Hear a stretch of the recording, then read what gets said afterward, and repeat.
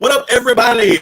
What's going on? It's the Indie 411 on radio, All Access Gospel, with my very special guest, radio announcer, multi-award winning radio host, Amber Shaw.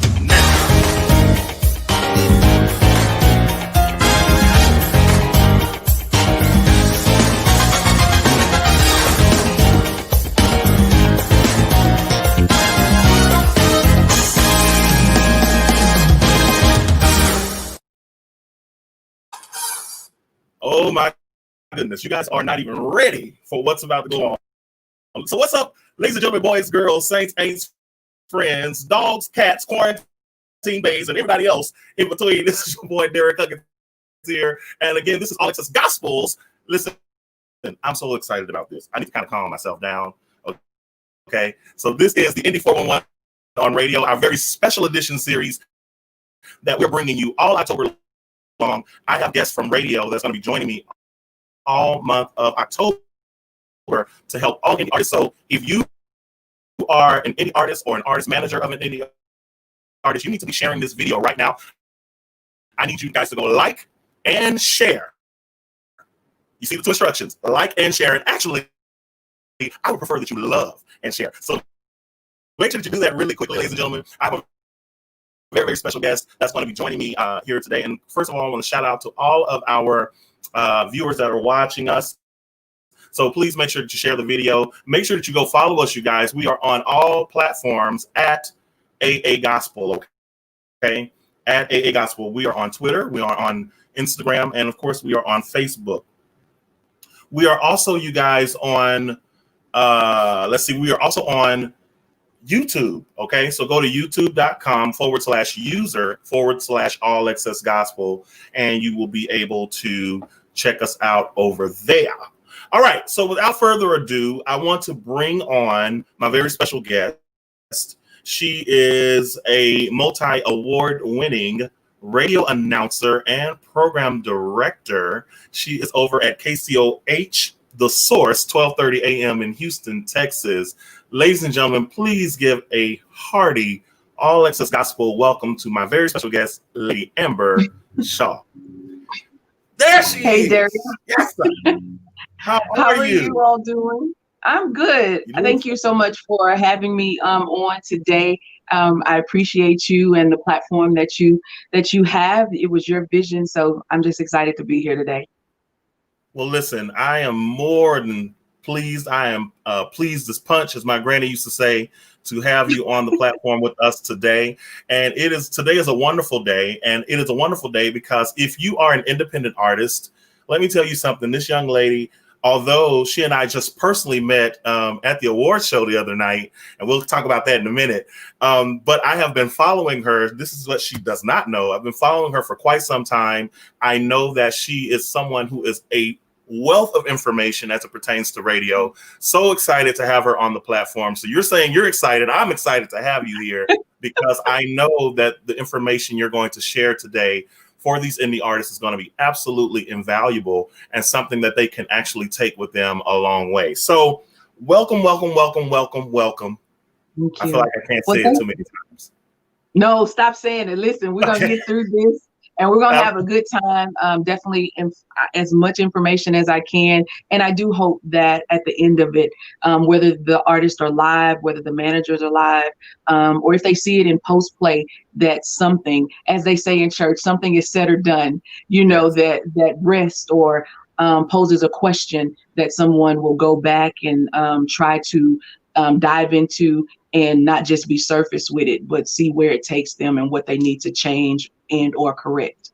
Absolutely. So thank you again for being here. So we're going to just go ahead and get right on into it. I want to shout out again to all of our viewers that are watching us in real time, live streaming right now. I definitely need to also shout out to Radio Robin, who I conversed with briefly.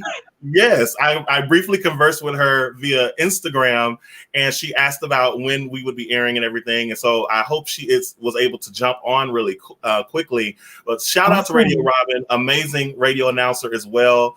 But I'm gonna tell y'all something. We are so blessed, Amber, to have you guys, people like you, Radio Robin, and so many other radio announcers all across the country. That because without you guys, we would not be able to, as these indie artists and managers and such, to be able to get our music played. So we appreciate y'all. All right. So listen, I have a very little time with Amber, so I want to make sure we get everything in, everybody, and you guys can get your questions answered. I see y'all, Robin McGee. Hey, Robin McGee. Hey, Lakia Stokes. Hey, Chris Ann Moore. God bless you. Look, Chris Ann is from Joliet, Illinois, Amber. Oh. Isn't that something? Joliet, Illinois. What's up, Chris Ann? How you doing? Yes, indeed. Okay, so Amber, I do something with all my interviews, and I'm going to do it with you as well. It's called my Top Talker.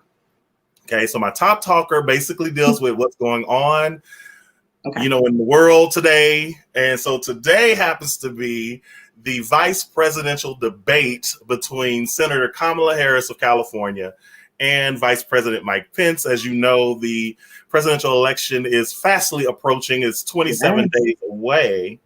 And before I get your opinion on this, I want to encourage every last one of you watching this, whether you're watching it live or if you watch it in the replay, to make sure that you are registered to vote. I know that early voting has already started in many states. I know that here in Texas, the deadline to register was the 5th of October. So that is passed. So hopefully all of y'all watching in Texas are registered to vote, and early voting begins, you guys, on October the 13th here in Texas. Okay. So I wanted to just throw that out there. Okay. So Amber, I want to know from you, first of all, will you be watching tonight's debate? I don't know. After the one from the other day, I'm not certain that I even want to commit my time to it. Because the other day was foolery. It was foolery at the top.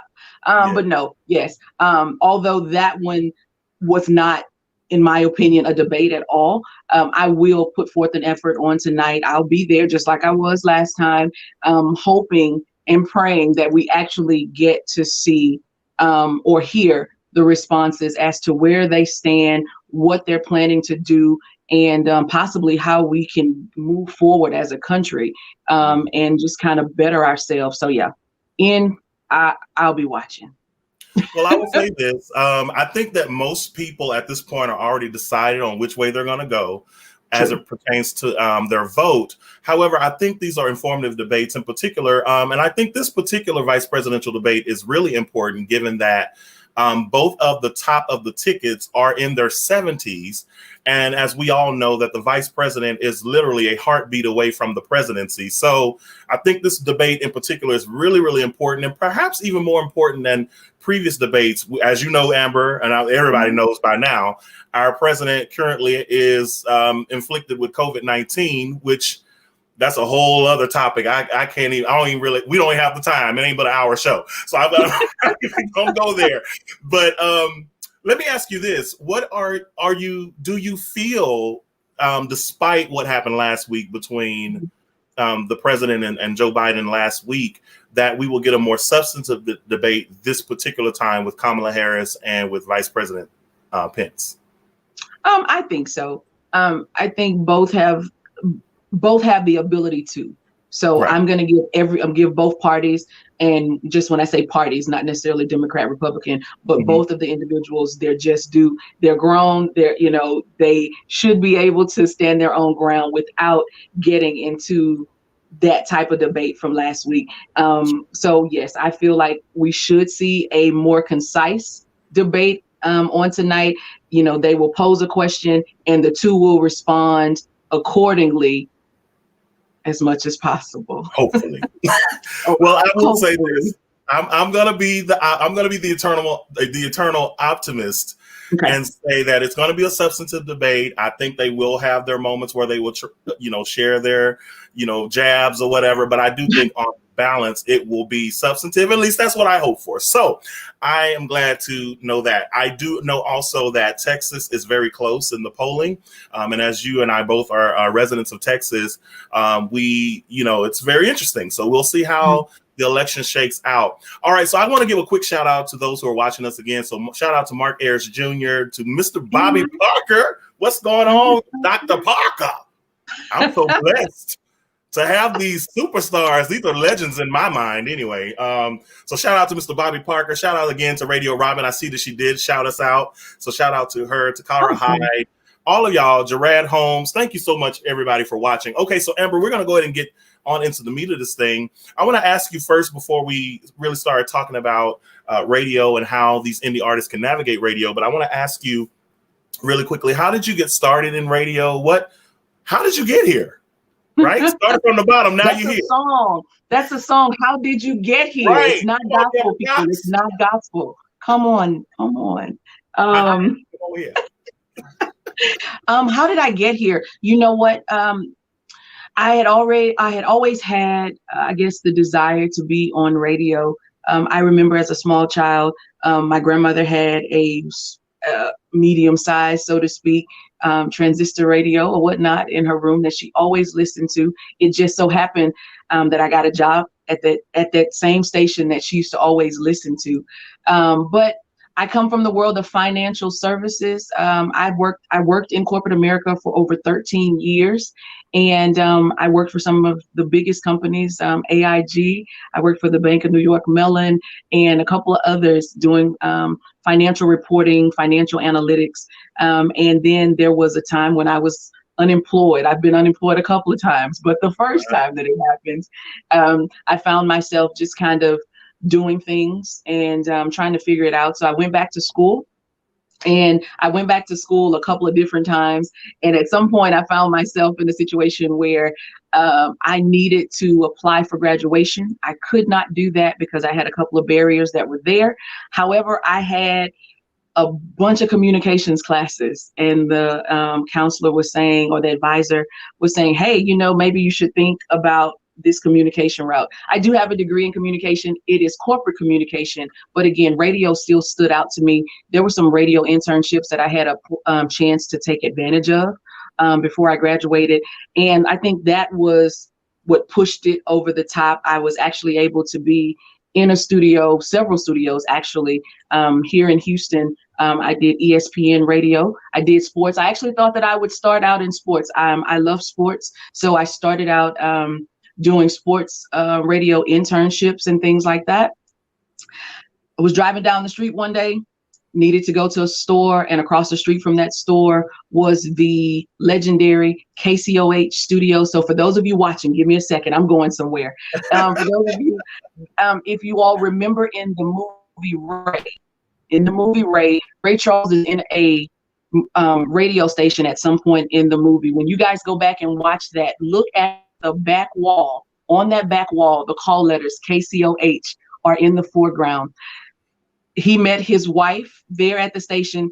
KCOH is legendary here in Houston and in the state of Texas. It's where all of the African American information was disseminated before they could get it anywhere else. So just a little bit of history about the station there. So I happened to be across the street from the station one day, and I was like, you know what? My grandmother used to listen to that station. I picked up the phone. Well, I actually Googled them and found out some information as to contact. I contacted them. A week later, I had an interview with the program director, Mr. Paris Ely. And as they say, cliche wise, the rest is history. And that's kind of how I got started in my official radio job was with KCOH. My first paid, let me be clear, my first paid radio job was with KCOH. Because we want to get paid, saints, in Jesus' name. Come on here. You like paid? Huh? Yeah, we do like paid. I feel like I can get my strength a little more when I can get paid. Y'all ain't talking. Hallelujah. All right. Anyway, I will quit messing with you, Amber.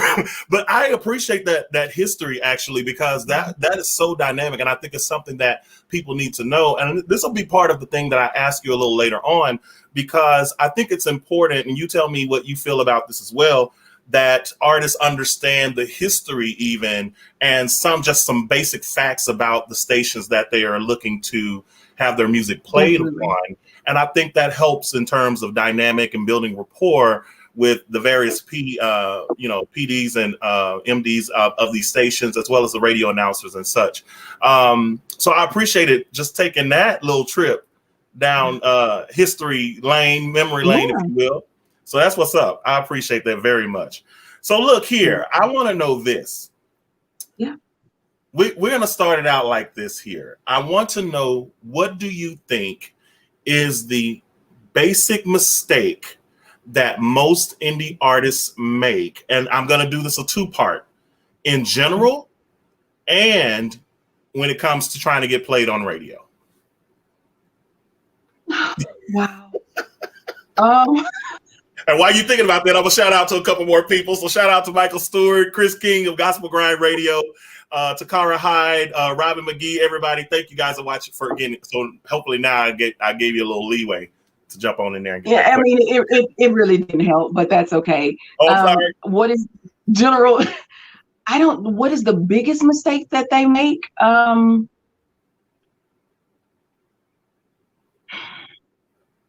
The biggest mistake, I believe, is thinking that it will all happen in one day. And although we know that one day could be a week or could be 2 weeks, I want the reality to be known that it is a process. And every station does not run like the other. There are some stations that will pick up songs a lot faster than others. Some stations actually have a process in place as to how they review music. And it's not just that person that you hear on the radio or that person that you follow on Facebook Live or whatnot. There is literally a process, and there are checks and balances, and they have a whole checklist of what they go through, and it will in part or in totality help them play certain songs. So if I had to say, the process, thinking that this is going to be, or that they will be an overnight success. Yes. I think that is so important that you said that, because as with anything, really, if anytime you set out to do anything, whether that's start a business, write a book, or put out music, release music, or what have you, I think it's important to understand that Rome wasn't built in a day, and that, like you said, that it takes a lot of grind work, a lot of leg work to get to where you ultimately desire to be. And I just feel that that's really, really key and critical. As it relates to radio, what would you say or think that the biggest mistake that they make as well, just understanding how this thing goes? Because I'll be honest with you, when I first started out 20 years ago, I had absolutely no clue about anything. And so you run into a lot of people who are discouraged. And because I have multiple platforms where I deal with indie artists, from the Key of Gospel Awards to here at Indie Artist Corner on All Access Gospel, etc., and as an artist manager, I see there's a lot of frustration with indie artists because they feel like they are not heard, or that they don't have an opportunity for their music to be presented. So how can you just dispel that little thing with where they don't understand? Or what do you think, number one, they're doing wrong? So with radio and with gospel music, a lot of times how they present it is somewhat the problem. Okay. Jumping in people's messengers and things like that, giving them a whole dissertation about what's going on. I'm not saying that you cannot introduce yourself, because that may be the only way to interact with that person or that person, but keep it brief. Apply patience. Just because a person does not respond to you in 24 hours, that does not mean that they're ignoring you. That does not mean that they don't like you. That just means that they haven't seen your message yet. And although you can tell when a person picks up a message because the little indicator down on Facebook Messenger changes, still, that doesn't always mean what you think it means. So I would definitely approach it where you apply patience. But I think ultimately the approach in how artists try to contact. Now, you may have that person's email address and all of that. It might be best to, again, introduce yourself via email first before you just, submit your EPK, or before you just go all in with your short verbiage, your MP3, and your cover art. So I think the introduction is key, but please keep in mind that radio MDs, PDs, whomever those individuals are that are considering music for airplay, a lot of times if they are an on-air personnel, if they are an MD or a PD, a lot of times they have an air shift too. So they're not just sitting in front of their computer willy-nilly just waiting on you, said artist, to send them music, and they're not just sitting there waiting on it to say you got mail. No, they get hundreds upon hundreds of emails a day with music, and everybody thinks that their music is amazing. Yes. So, listen, let me tell you something. I can tell you, even though I'm not a radio personality, I'm more just on the, streaming media side of things, but I also get unsolicited emails from people, which is not an issue per se. Yeah. However, I like you all, I can relate to this very much because even on my platform, I will get people. I had an example last week, I think a week or two ago, a guy hit me up and he just sends a blank email with an MP3 and a message that says, hey, I hear that you like indie artists or you support indie artists, play my music. And I was like, okay. For hashtag, first of all, I don't owe you anything. So we started out on the wrong track. And what I did, Amber, was I proceeded to let him know. I said, listen, I think you'll get a lot further when you approach people like me to help you. Because it is true. I do have a heart for indie artists and, I want to give them platforms. However, you might want to try this approach going forward. You might want to start with an introduction of who you are, maybe where you're from, keep it brief, and then see how the conversation progresses and then see if you can introduce your music. And so he got mad at me and he told me, he said, well, no one else has a problem with it. And you're the only one that I've reached out to that had a problem with it. And so at that point, I gave him another opportunity to redeem himself from that, right? And so I even go and I said, okay. Did you? I Bless did. Your heart. Yes, I know, right? I'm nice. I'm the nice one, okay? Because I already know. But so anyway, I give him another chance. And I said, okay, well, listen, that may be how other people, you may have been, had some success with those people. However, I am of a horse of another color. I prefer that an artist will build a rapport with me because then it says that you at least care that I had a good day, right? Like at the bare minimum. And so he was like, no, I just feel like, you said you were for indie artists. You should be playing music for indie artists. I said, so, okay. So at this point, here's how that went. I said, well, I tell you what, I'm going to go ahead and pass on playing your music. And I'm going to pass on trying to offer any other advice because at this point you demonstrated that that's not what you're trying to have. I wish you the best of luck, but I don't think that All Access Gospel is going to be the platform for you. You have a nice day. And that was that. And so the reason I wanted to tell this story was because I want artists to understand no one is entitled to do anything for you. My grandma used to always say, she used to say, boy, no one has to be nice to you. True. Right. And I think there's this entitlement because people think because they can sing or maybe people have hyped them up in their hometown and they think they're a legend. I get it. You legend in your hometown. You're not legend at All Access Gospel. OK, so you may want to come with a little bit more humility so that we can help you get to where you want to be and what your end goal is. So I wanted to just put a spotlight there. I do want to ask you as well, since we're already here on the vein of getting airplay and things of that sort, we're going to talk point by point on what this means, but I want you to give me just the general definition and give our viewing audience the general definition of radio ready. Well, radio ready can mean a difference to different people. But ultimately, simplistically, it's ready for radio when you've taken the necessary steps. So, you didn't record it in your bathroom or your basement.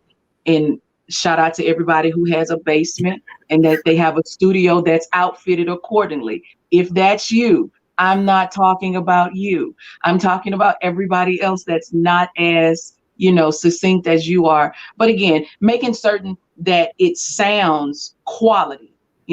I shouldn't be able to hear, or it shouldn't sound like you're in a can, in a hollow space. Okay. Mix and mastering is always key. And the length of time in which a song is presented is also key. The standard, 3.5, 3:30. I'm gonna 3:30. 3:30 is the standard. If you push 4, I've seen that. And so then someone is gonna say, well, such and such has a song that's 4 minutes and 30 seconds. I'm not saying that it doesn't happen. What I'm telling you is that the standard is 3:30. If you can keep it around there, if you can keep it under 4 minutes, that's one less thing that you, the artist, have to worry about when it gets to the MD, the PD, whomever that person is that is, again, reviewing music for airplay consideration. There are other factors that go into Radio Ready that go from your album art, as far as presentation. Like, there's a whole category on a couple of different platforms for packaging. So if that's a real category, then you, the indie artist, you want to make certain that it not only sounds good, but that it looks good. I know program directors and music directors that look at the cover. And if the cover does not appeal to them, it's a possibility that that is where your song begins and ends, with the album cover. I'm just being realistic. I'm being, facts or whatnot. So Radio Ready is not just about sound. It is about the actual physical presentation of it. I've had a few people that have given me CDs, and some of them have been written on. I haven't gotten a lot of those. Well, when I first started, I got a lot of those, and people would see me out at different events and things, and they would hand me a CD. It might have been in a plastic sleeve or not, but it was just your basic rewritten, what was it, RWCD or whatnot, a rewritable CD or something like that, and they had written on it. And then there were others that got a little bit better, but not much, and you could tell that it was done at home on possibly a laser jet. You know what I'm saying? Something along those lines. Mm-hmm. So again, just like you present yourself to people when you go on an interview, you put on, favorable clothes, because you want them to not, you want to represent yourself accordingly. So your music is the same way, because before they hear your voice, before they hear the first note, before they even really, really connect with you, they see the packaging. And before they pop it in and or download it or whatever the case may be, this is what they see. So even if they see a digital copy of your album cover, it needs to represent you, the artist. This is such amazing information. And I really, really hope that the artists that are watching, and if you're a manager or whatever role you happen to play, you're as an assistant, a booking representative or what have you, that you're taking these notes. This is why I decided to do this series of shows. And, this particular series in the month of October, as I've said, is focused on radio exclusively, because what I wanted to do with this particular platform is really spread out the radio dynamic. A lot of times when artists go to various seminars and forums and symposiums, you generally have a whole panel with different experts from different areas on one panel. What I wanted to do is kind of elongate this as one elongated session. So this week we have you on, Amber. Next week, I see my girl, Carmina Barnett. Carmina, I already know. I'm just putting you on the spot. You already know I'm going to have you on one of these weeks. I'm just letting you know, get ready. All right. But we got that kind of relationship. Anyway, so what I wanted to do was elongate this out so that the artist can really fully get the full length and breadth of experience from people like yourself, who can really delve in and do a deep dive into this radio aspect. So with that being said, I want to go a little deeper here. And we're talking about Radio Ready. And I agree with you that that will vary depending on the station, the program director, music director, etc. But I want to deal with this length thing a little bit better. I want you to explain, if you don't mind, why length of time is so important when it comes to a single in particular, and why that's important. Because radio stations, we work on clocks. We have time, but the time is already formatted. So you don't have a lot of time to present a song that's 6 or 7 minutes when you have other stuff to do. You have news, you have traffic, depending on what time of the day it is. You have specific commercials. So let me be clear. Radio and TV live on advertisers. So, the music and stuff is that ancillary. It's the second stuff, the second things that go around. Music is key. But again, the advertisers, the commercials are number one. Those commercials will play before anything goes forward. You know what I'm saying? And if your song happens to be long and it's time for a stop set, your song will get cut because those commercials have to run at specific times. So it's key. I mean, you don't need a lot of like 6 minutes. And for those of you who have 6-minute songs, I'm just saying. I'm just saying. Let's cut them down. And let me ask you this real quick. I'll interject there because you talk about the 6-minute song. Because I think some artists feel perplexed because they're like, well, this is all of what I wanted to say. And it took 5.5 minutes to say it. Okay, that's why we have a radio edit. If you're considering that song for radio. So again, I got a question here. How long is too long? So I'm gonna let you address that again. I know some of you just jumped on kind of after Amber already described this, but just real quick, just hit on that one more time, Amber, about what you consider to be too long of a time of a song for radio. 3 minutes and 30 seconds. If you can hit it under, and I say 3 minutes and 30 because that's what I have always been taught. Now, under 4 minutes, it's all fair in love and war. Just saying. So if you can keep it there, if for some reason, it extends past that, that's on you, the artist. But again, as an independent artist, you don't want to willingly, knowingly present an issue to an MD or program director. When your information comes up in your description of whatever you send over, and it should, in your description, you should have key particulars about the song, your name, your company, your publishing, and your PRO, your ISRC number, UPC, and the length of time. So if all of that information is present and that person that is reviewing sees 5 minutes and 30 seconds, and this is just an example, it may not deter them, but you really don't want to give them that first approach on not listening. The key is to get them to go through the whole process. They get your email, they open it, they're like, oh, this is good. Okay, cool. Okay. And you want them to click on download from that particular file that they were sent.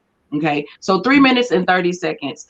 Let's hit it, and let's just be clear about it. So for those of you who have long songs, a radio edit, reprise that thing, put it on the project, give radio what radio needs, put the rest of it on the album, get the people to buy it. So if all your people, all your cousins and your aunties like the extended version because you give the band a chance to drive that thing instrumental, I'm all for it. I love a good drive. Put it on the project. Label it extended version. Yeah. Make them go buy it. Yeah. I love that. I think that is so important. And Takara says I leave those for concerts, but radio edits are very important. I agree. And another reason why I like radio edits, just as a general rule of thumb, is because it's like it leaves them wanting more. So it's like in this case for radio in particular, less is more. And it's like if that person, I know I was having this discussion. Shout out to Robin McGee. We're gonna take a music break momentarily, just one song and play that. But I wanted to. One of the things, the discussions that I have with my artists that I manage and oversee, or if I'm doing radio promotion for them, one of the things I share with them is, hey, look at it this way. It's like, wouldn't you rather go on stage for 3 minutes and just slay the people and then have them saying more, rather than you go at 7 minutes and we like, ooh, child, when is she going? Like, is she through? We've all kind of been there. So let's keep it 100. We've all been in a situation. It may not necessarily have been a concert. It could have been, a sermon, whatever. But it's like the longer the person goes, the less amenable you are to them. So it's like, get in there, get to the point on your song, hit it and quit it, give them your best 3.5 to under 4 minutes. And then, you know, exit stage left, and then have them say, man, I want to go and download the full album. And then when they go and hear the full length single, they're like, oh, this is nice. You know, so now they have options. And so now they have options. Yeah. So when they're writing, or if it's an actual CD, you know, if they want to play the extended version versus the radio version, they have that option. Or if they download it. And again, if, you know, they just have options. Praise and worship songs. Praise and worship songs. I said that incorrectly.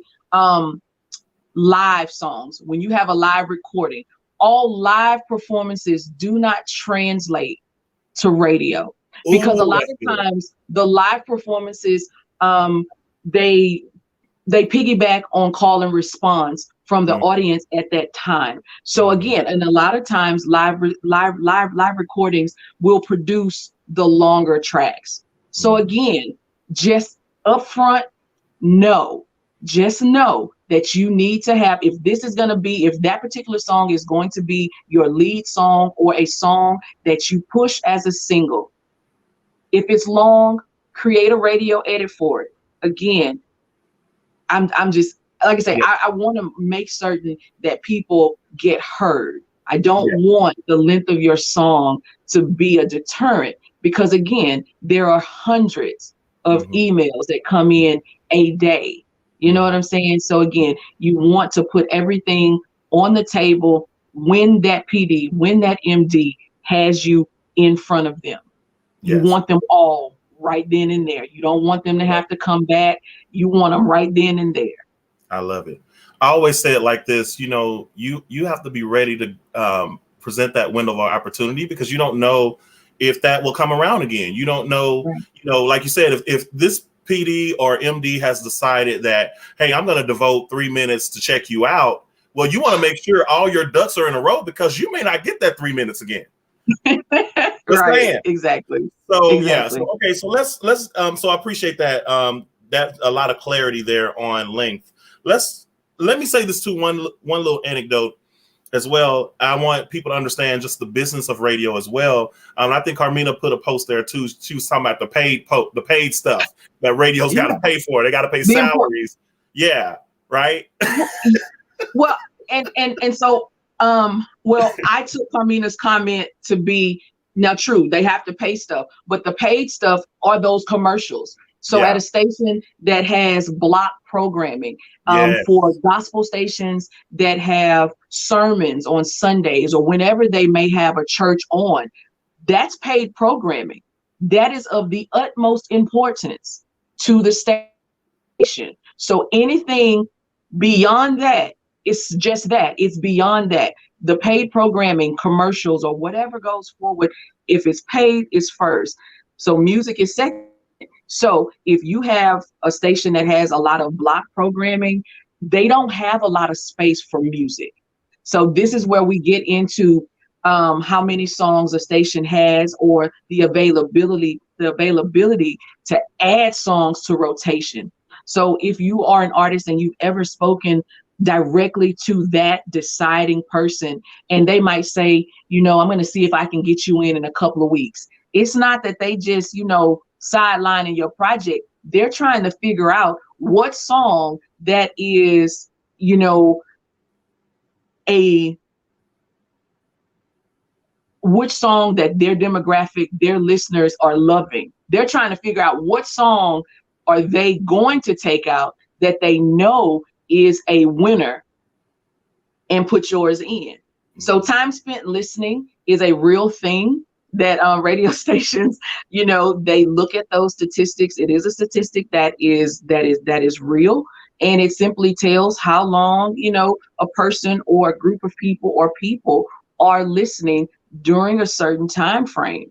And so a lot of times you run into the issue where, you know, in those major peak times of listening, it's those mainstream artists that we know and love, those that we hear on a regular basis. So, it's your Hezekiah Walkers, it's your Kirk Franklins, your Mary Marys, and people that are on those, people in that same vein. So again, it does become a struggle. I mean, I would like to think that there are PDs across the country, whether they're on a reporting station or non-BDS reporting station, that they want to try to play other music, but sometimes it's just not as fluid as some stations are able to. So again, this is where we go back to patience.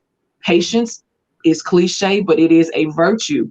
You just have to kind of be patient and know that it's a process. So I'll share this with you. On any given day on the gospel Billboard chart, there are over 600 songs that are there. They're there. So you have to figure out, or you don't have to figure it out. You really don't. If you don't want to, you don't have to. But realistically where do you fit in all of that? And you have people that have to contend with songs all day, every day, top 50, top 100, top 250. And, this is the struggle, and the struggle is real. Mm-hmm. I love that.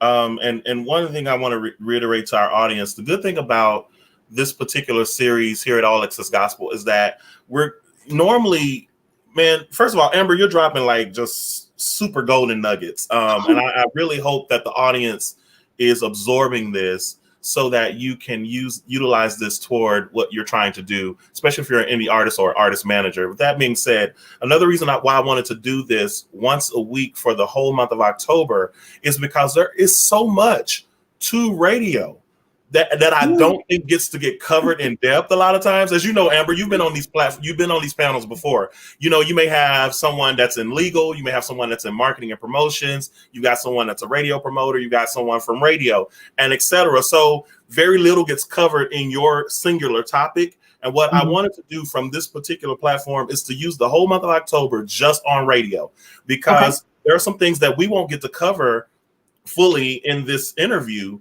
but perhaps we can touch in other interviews that are coming forth. So with that being said, let's do a deep dive really quickly and let's talk about the importance of metadata and why that's important. And I want to just give you the floor. I know what I know, but I want you to share from your perspective why that's important.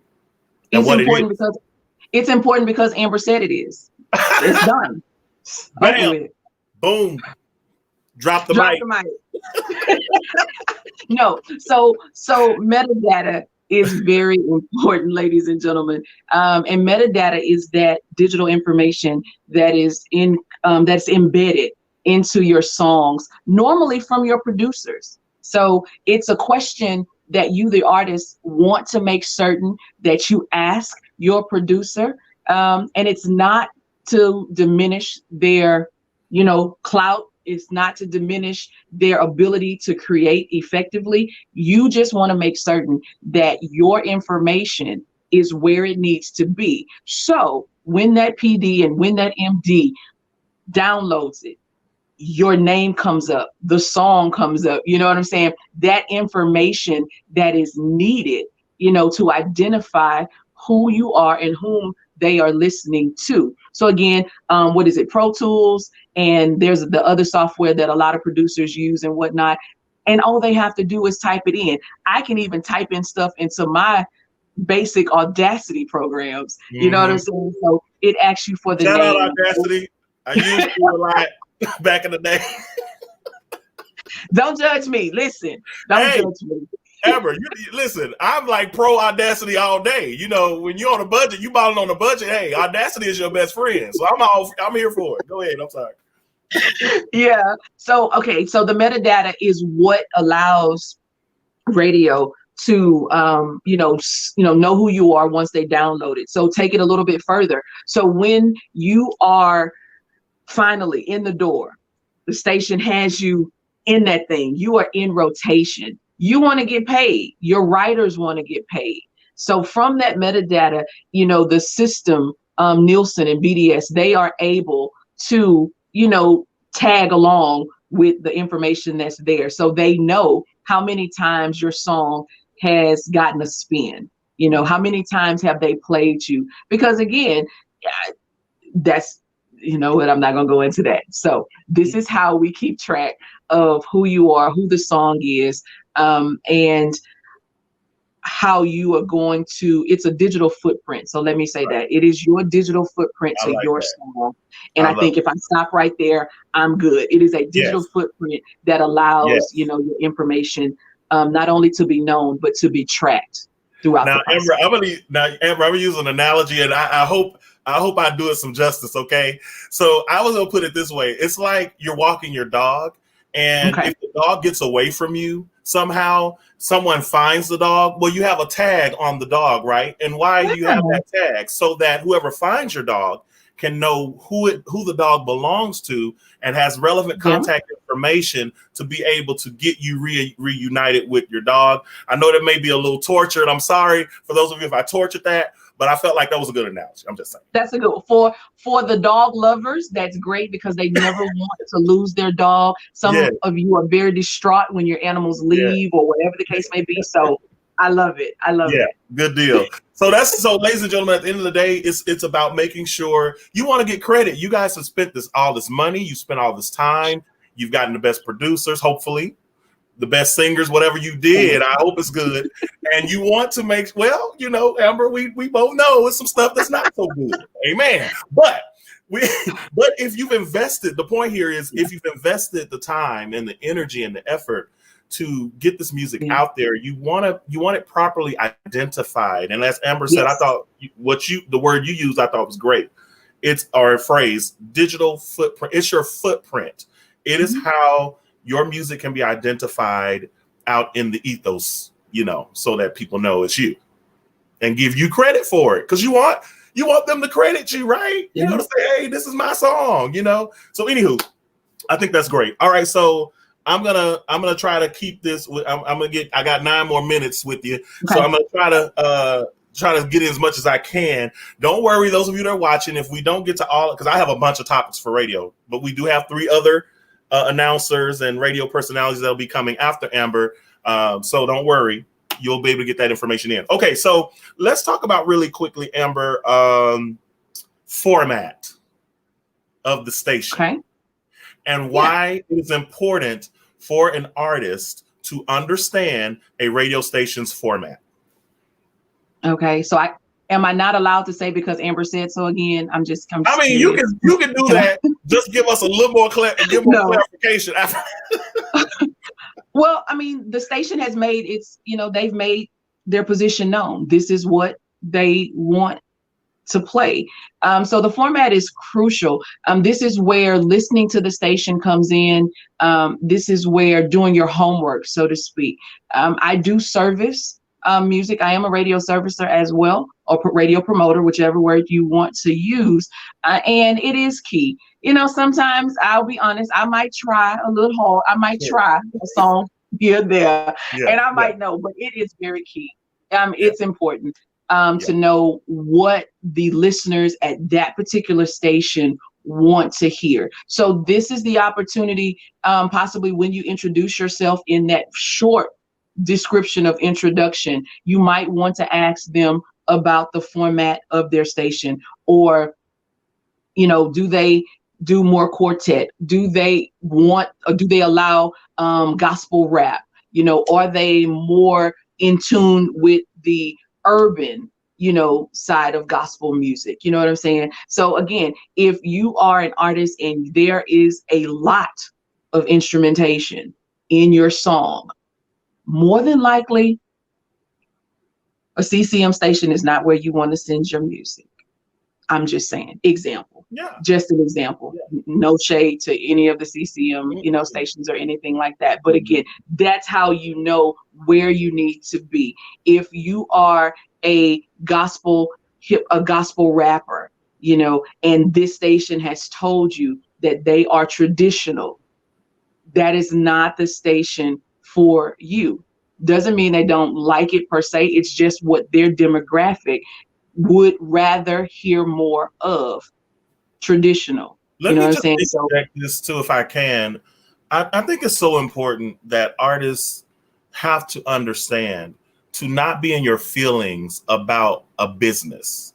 Okay. And that's because it's like you wouldn't go to, you wouldn't go to Lexus expecting them to sell you a Cadillac. Like, right? Like you wouldn't even be upset. Like first of all, you wouldn't even go to the Lexus dealership looking for a Cadillac, right? Correct. And I think what has to happen is, because sometimes I talk about this a lot when I'm interviewing the artist, and I say I'm always frustrated when an artist is always saying that, oh, no one, they're against me, they hating on me. No, boo, we just trying to tell you how to get to where you're trying to go, right? Mm-hmm. It's like no one's hating on you. It doesn't mean that your product is not good. It doesn't mean that, any of that. It means that you have to understand that there are certain business elements and there are certain industry relative elements that are, relative to what you're trying to do. And so to your point about these stations, if they don't play that format,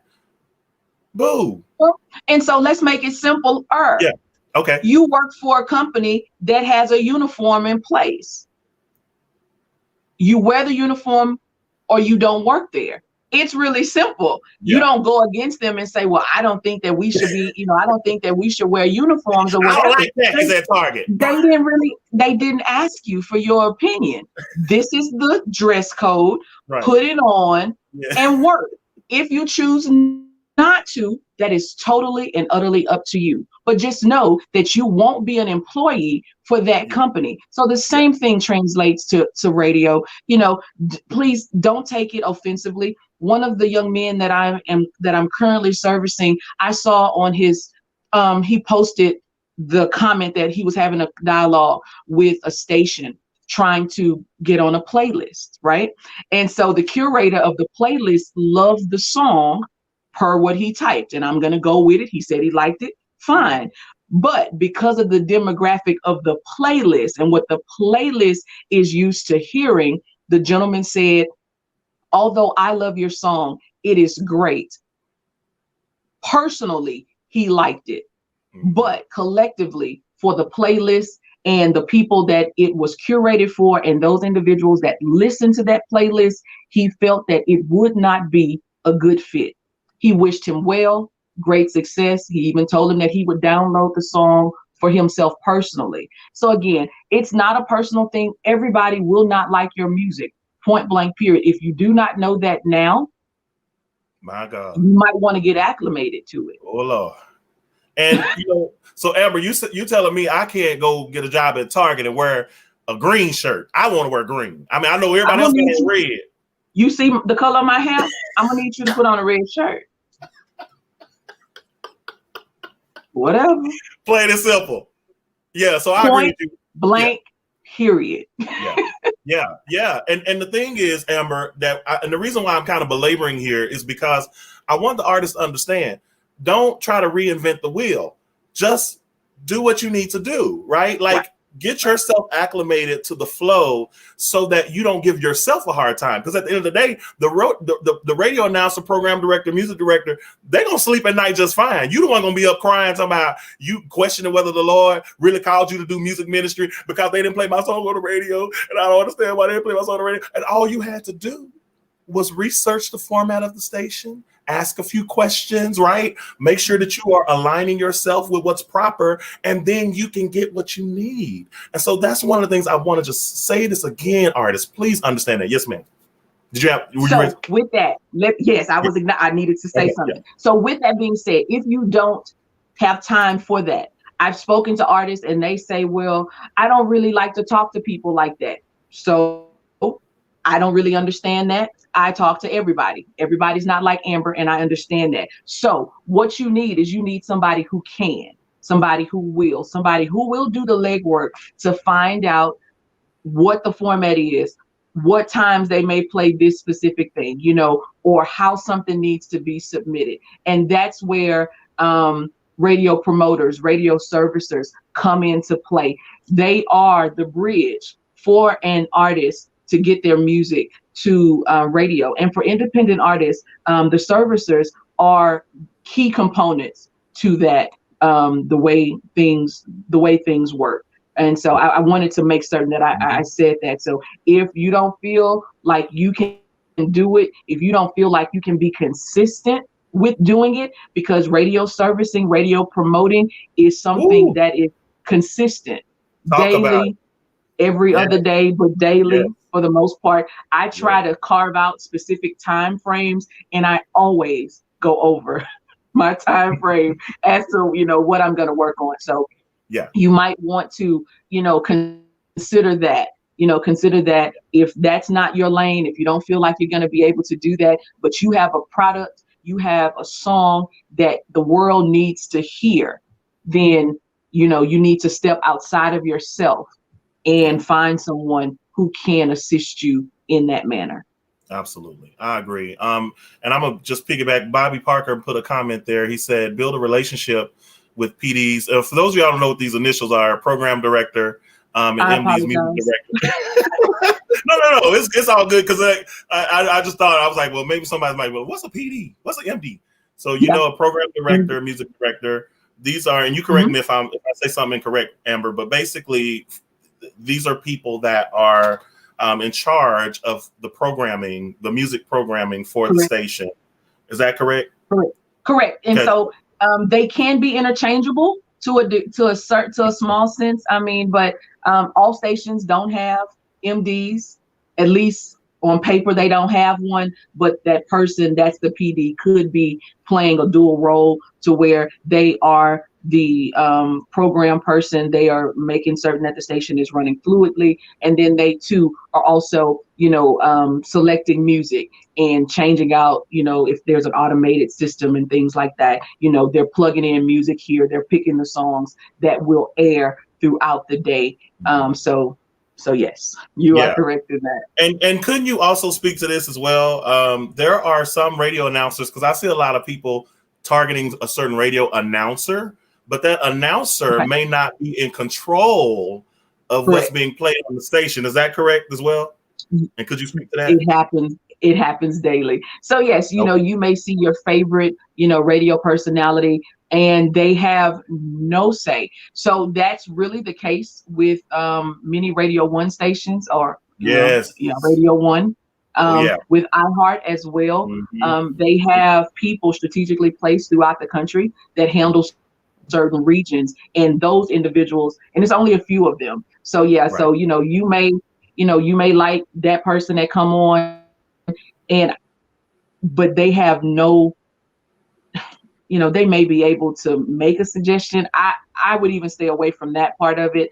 But again, there are people that are radio personalities that have absolutely no say as to what is played. They come in for their air shift, they sit down, and that system tells them what commercials are going to play, what songs are coming up next, and they insert their talking breaks and things like that. But as far as, hey, I want to play this person, or hey, I want to play that person, no, they do not have that, which is why if you call, you want to be specific and ask who is the person that is in charge of airplay consideration. I think that's an umbrella that you can that's a question that you can ask, Yes. and the person on the other end of the phone should be able to direct you to the right person. Okay. Yeah. So just know that. Yes. Love it. Listen, I could talk to you all day.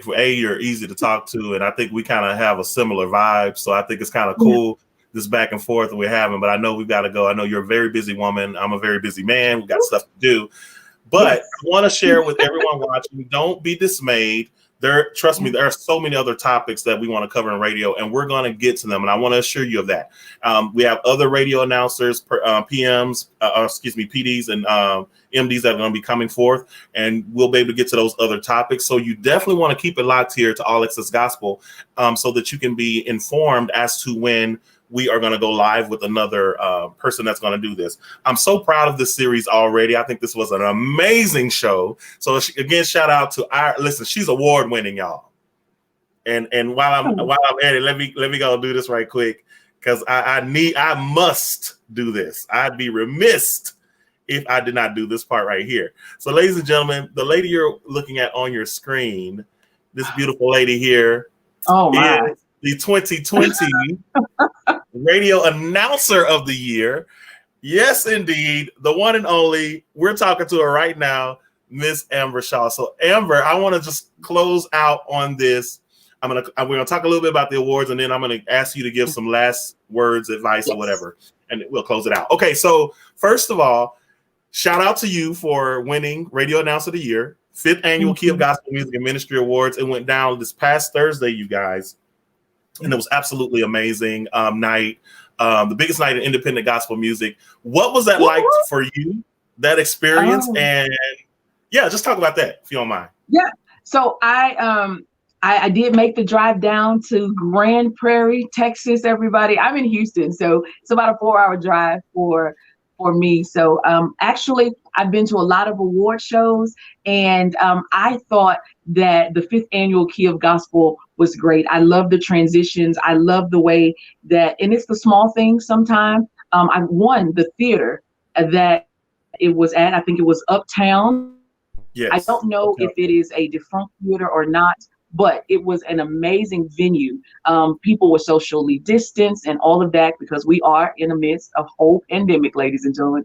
And so I thought the venue was great. The atmosphere within the venue was great. And then the setup. So I am all about transitions. One thing that I like when I go to award shows is when there are nominees that they're, especially if it's female vocalist of the year, so you show who that person is. And the fact that you guys had the snippet of their songs within their little window of visibility, I thought was great. The band, even on my show, I talked about that 3-piece band that was there. And I was you did. I watched that show, by the way. Listen, those babies were, they were on it. They were rehearsed. They knew the music for those artists that performed on the main section of the program. But overall, Dallas had some amazing talent. I was talking with Carmina afterwards, and I was like, listen, come on, Dallas. And I loved everybody, and I did have some favorites. Can I tell you who my favorites? Absolutely. Can I tell you my favorites are? So Robin McGee opened up the main show, and I'm hoping that email that you sent me is of the song that she sang when she opened up the show. But I loved Robin McGee. Lakia, I can't remember her last name. Lakia Stokes. Yes, Lakia Stokes was awesome. And I'm gonna give you 3. RJ Sanders. Yes. I loved RJ. Everybody was amazing, but I remember those names. And so ultimately, overall, if you've never been a part of a Key of Gospel experience, I really ask you guys to stay on the lookout. Stay connected with Derrick and his organization to know what they're doing moving forward. Definitely on an independent level, the platform, as far as I can see, it is amazing. Yes, it's amazing. And I am super excited to be the 2020 Radio Announcer of the Year. And then my station, The Source, KCOH 1230, also won Station of the Year as well. So thank you guys so much. Well, listen, thank you again for all that you do for radio. I am so overjoyed that you were able to and willing. And let me say this, y'all, because I don't ever take for granted that, just because I have access to certain people, I don't ever take that for granted, because people are busy. They have things to do. They've got other things going on. They have other people pulling at them for various reasons. And so the fact that you would take this time out to do this for us and for me and for these artists, I'm so grateful and appreciative of that. I do want to put this plug in really quickly. Next year, ladies and gentlemen, our 6th annual Key of Gospel Awards will be in Tampa, Florida. I'm very excited about that. And listen, we're telling Corona to go on up. Corona, go on now. We ain't got time for you. Go on now. Go, yes, Corona, go on up. So yeah, but anyway, so yes, definitely be looking out for that. We're gonna start our open nominations in March. So for those of you that want to put forward nominees, it's open. So that means you can suggest who you'd like to be in any various categories. They have to receive a certain amount of support, of course, in order to move forward in that process. But other than that, I want you to know this is a show that's based, it is for independent artists. That's why we call it the biggest night in independent gospel music. But another thing I love about our show that I think differentiates us is the fact that we do also celebrate ministry leaders, Yes. pastors and bishops and churches. We do all of that in our sphere. And this year we wanted to do more, but because we were not certain if we were even going to do the show this year due to COVID, and we found a way to make it happen anyway. So shout out to my amazing team over at Tegma, Chandra Dinwiddie, our national events director, Brittany Franklin, who's our show caller and producer and showrunner. We've got Maisha Hill and Carmina Barnett, our director of press and media. And oh my gosh, Jermaine Layton, our music director, who's part of that three-piece that Amber was talking about. So shout out to him. Great team, great staff. We're going to do it big next year. So listen, y'all, I want you to know that All Access Gospel, we're growing. We have the magazine that's coming forth. And our first issue is going to highlight independent artists that have been on our show. So it's going to be great. We're going to do a radio edition of the magazine. It's going to be an actual print magazine as well as an online magazine. So y'all definitely want to stay with us. We got some great things coming forward, and I want you all to be a part of it. Okay, so before we say goodbye, Amber, what's the last thing you want to leave on the minds of those watching us? Oh, well. Anything? Is there anything that hits your mind? Or? To the artists, make certain that your direction is coming from God, first and foremost. Don't just jump into things. Definitely pray about it. Pray and ask him which direction, what should you be doing? Is this the right way?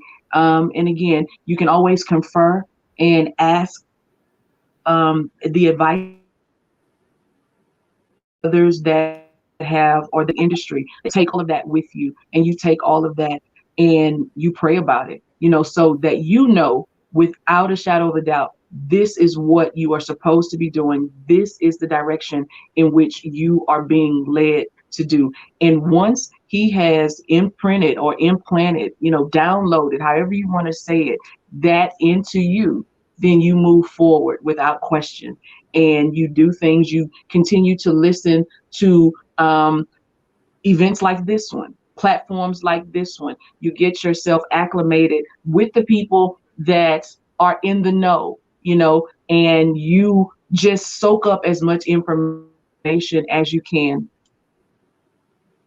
Yeah. Do radio servicing. There are some aspects of the servicing that I encourage them to do because they should know how to do it. If for whatever reason they need to do it on their own. So again, just take that, live on purpose, and God will do the rest. On my show is entitled New Day with Amber Shaw. So I always ask this, or I say this: you've been granted access to a new day, one that's full of grace, mercy, opportunity, and potential. So my question to you is, how will you make the best of your new day? Guys, please join me Monday through Friday, 6 a.m. to 9 a.m. Central Standard Time, 12:30 The Source. You can listen to live audio of the show every day of the week at www.1230kcoh.com, 1230kcoh.com. Listen, I'm in LA too. New Day with Amber Shaw is on Dash Radio. So on Mondays, 12 Pacific, 2 Central, and 3 Eastern, you can listen on Dash Radio. It's on the Rhythm and Praise station. The show names are the same, but you'll see a slight difference in the music on Rhythm and Praise versus what you hear on 1230 throughout the week. I have theme days on Monday. We check in with our churches. It's Rep Your Church Monday. Tuesday is a Texas Tuesday. So for my Texas artists, I try to get as many of you all on as I can. It is truly a struggle some days, but I am working it out a lot better now. Wednesdays is a no theme. Listen, we just sit back. That was this morning. We just vibe out. We chill out. The consistency on Wednesday is that we praise God, everybody. Thursdays is a new music Thursday, new music / throwback. That's tomorrow. So who knows? Who knows? You just never know who you'll hear. Tomorrow.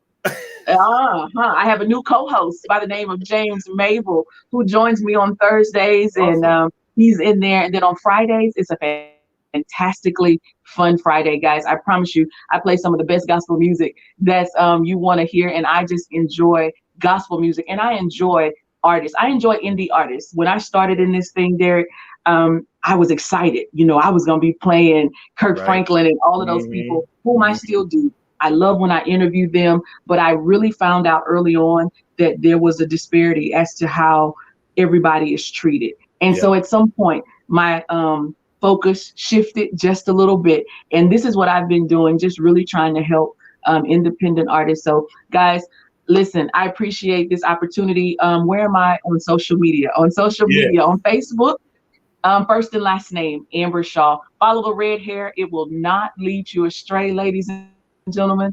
Also on Instagram and Twitter, you can find me at It's Me, Amber Shaw. All one word, It's Me, Amber Shaw. And then New Day has its own Instagram page, New Day with Amber Shaw, and new is spelled N-U. To all of my radio colleagues, listen, you guys are amazing. They came to the building today, didn't they? They showed up. To Radio Robin, to my girl Carmina Barnett, to Bobby Parker. Listen, you guys are amazing. And I hope that, who else? I saw one other name and I think it escapes me, but that's okay. If you was on here, listen, I appreciate you all so much. You guys are amazing. And to Derrick Huggins, thank you so much. To all of the artists, guys, be blessed and have an amazingly new day. Now, listen, thanks so much to our very special guest, Miss Amber Shaw. Y'all heard it. Listen, I need y'all to go check her out. And one thing I really want you all to do, get connected with her on Facebook in particular, because I love that Amber does a live stream while she's on the air. Woo! And I watch it a lot because it's very entertaining. Amber's an entertaining person. So definitely watch her. Please watch her. Support KCOH. Make sure you do that. I'm definitely going to be staying connected with her because I want her to do some other things that we want to do with Tegma and All Access Gospel. So listen, please support her. Go follow her on all social media. Make sure you tune into her show. Do that, ma'ams, and do that, sir. Now, listen, we're going to go out. Before I let y'all go, we're going to go out because we do have a new single by Miss Robin McGee. She just alluded to her just a few moments ago. Her new single is called Come On Jesus. I am going to play that before we go out. So y'all be blessed by that. Amber, appreciate you, girl. Thank you so much. Thank you so much. Always a pleasure. Thank you so much. All right, y'all. So y'all stay tuned. We got Come On Jesus coming up. We'll catch you later, Amber. God bless. All right, here we go.